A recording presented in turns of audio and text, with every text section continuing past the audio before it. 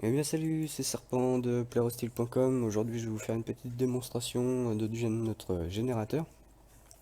Donc il y a une partie serveur et une partie launcher qui vont tous les deux se rassembler. Et donc on va créer une config serveur de The Stamping Land. Donc pour commencer il vous suffit de lancer le programme et dans hostname ça va être le nom de votre serveur. Donc on va l'appeler playrostyle tout simplement. Ça c'est l'IP local. Donc le port, vous pouvez mettre n'importe lequel, je vais laisser par défaut. Le carry port, on va mettre le même mais plus 1.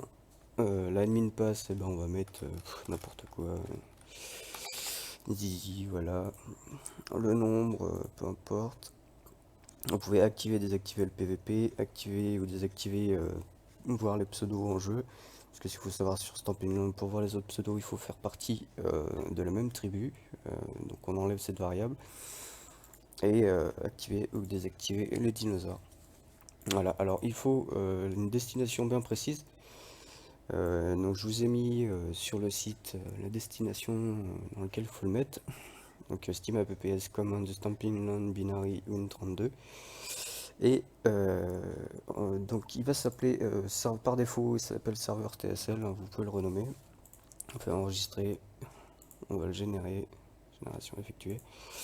Et on va pouvoir le retrouver ici, tout simplement.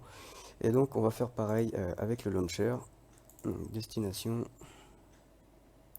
il s'appelle launcher, hein, vous pouvez le renommer aussi, générer, effectuer, et on va pouvoir le retrouver ici. Donc c'est des points bat, hein. Je sais que les points bat ils ont une mauvaise réputation, mais vous pouvez toujours l'ouvrir, ce qu'on va faire d'ailleurs.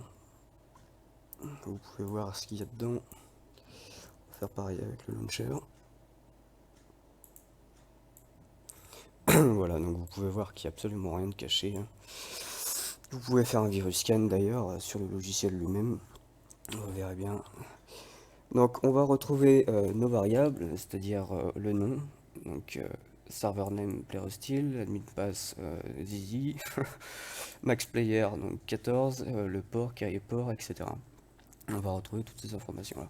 Et donc le launcher il va récupérer les informations qui sont du serveur, par exemple juste l'IP et le port, et il va vous permettre de vous connecter directement à votre serveur. Donc voilà, on va fermer.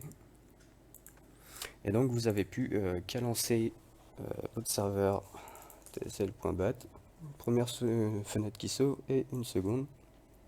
Ça veut dire qu'il fait bien son boulot.